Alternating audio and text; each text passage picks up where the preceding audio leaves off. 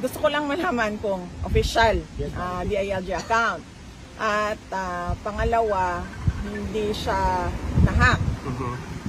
Okay, and hindi din siya fake news. Confirm yan lahat, ha? Tulad lang din yan noong sa Office of the Vice President. Merong Vice President at merong Office of the Vice President.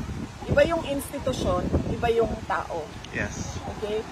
Kaya kami merong spokesperson for the Office of the Vice President kasi yung institusyon, meron silang mga ginagawa na trabaho, may projects, may service, may serbisyo, at merong bosses yung Office of the Vice President.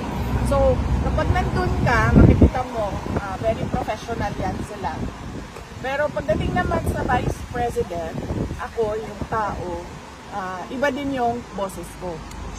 So, kung galing yan sa DILG official account, kasi nasabi ninyo, confirmed naman na DILG official account, they have to be professional. Correct.